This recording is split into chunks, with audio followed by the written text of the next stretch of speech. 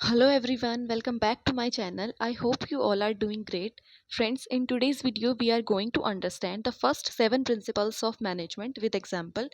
These principles were given by Henry Fayol and they helps organization to improve efficiency, coordination and overall management.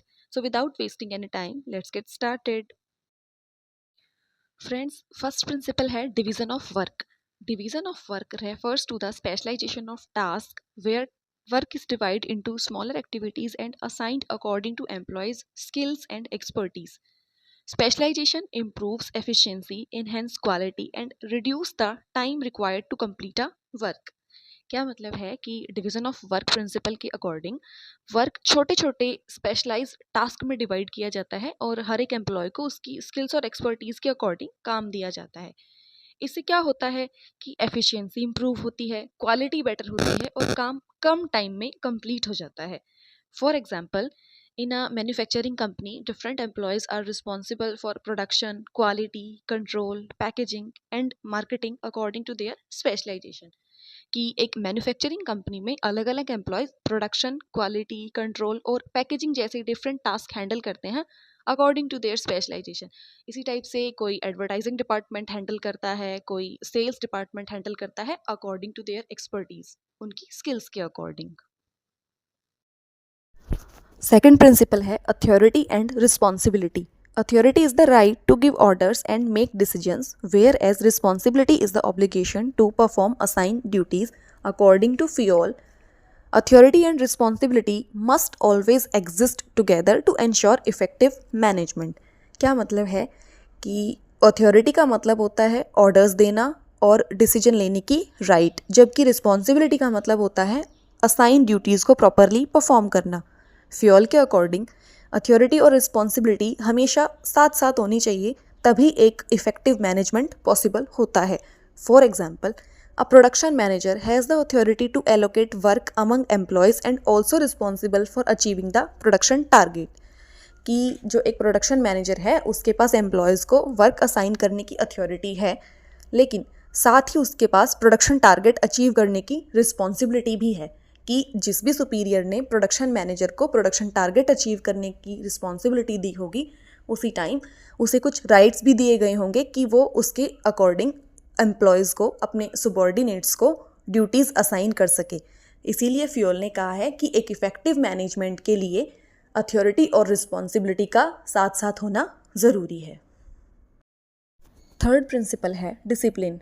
Discipline refers to employees' respect for organizational rules, regulations, agreements, and ethical standards.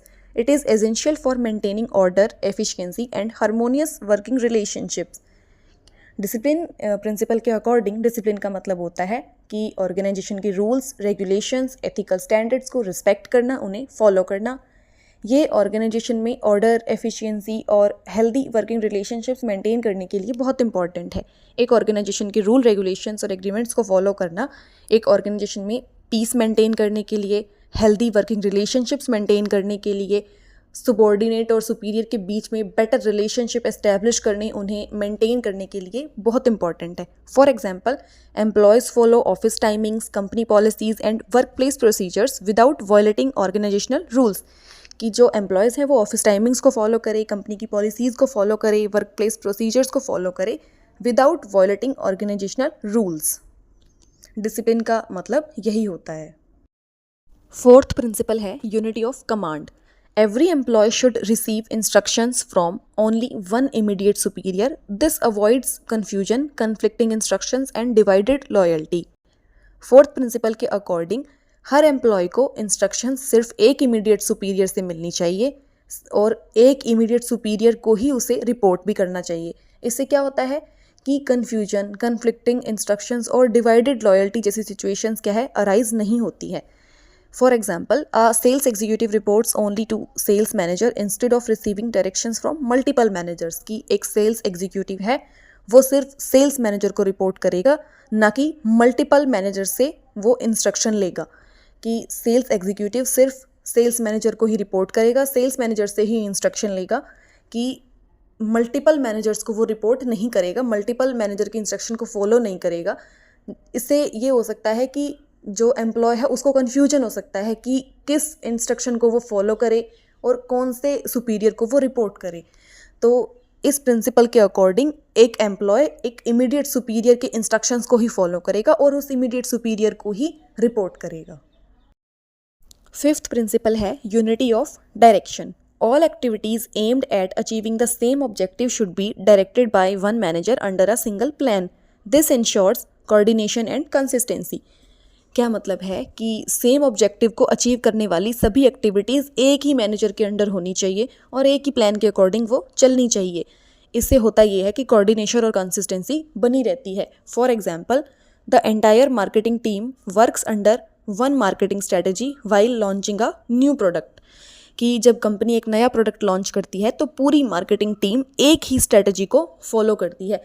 अगर multiple strategies को follow करेगी, multiple manager के instruction को follow करेगी, इससे confusion हो सकता है और वर्क में कोऑर्डिनेशन नहीं होता है। सिक्स्थ प्रिंसिपल है subordination of individual interest to general interest. The interest of the organisation should always take precedence over personal interest of individual employees to achieve organisational goals effectively. According to this principle, organisation का interest हमेशा individual employees के personal interest से ज़्यादा important होना चाहिए। For example, employees corporate during peak business periods even if it is require additional working hours. कि busy session में employees organisation के गोल्स को अचीव करने के लिए एक्स्ट्रा वर्किंग आवर्स भी करते हैं। ओवरऑल इस प्रिंसिपल के अकॉर्डिंग जो एम्प्लॉयज़ हैं उनका पर्सनल इंटरेस्ट से ज़्यादा ऑर्गेनाइजेशन का जो इंटरेस्ट है वो ज़्यादा इम्पॉर्टेंट होता है। कि जब भी ऑर्गेनाइजेशन को एम्प्लॉयज़ की उनके वर्किंग आवर्स के अलावा ज़रूरत पड़े तो वो एक्स्ट्रा वर्किंग आवर्स करने के लिए भी एग्री करें। सेवंथ प्रिंसिपल है remuneration. Employee should receive fair, equitable and motivating remuneration for the services they provide. Appropriate compensation enhance job satisfaction and productivity.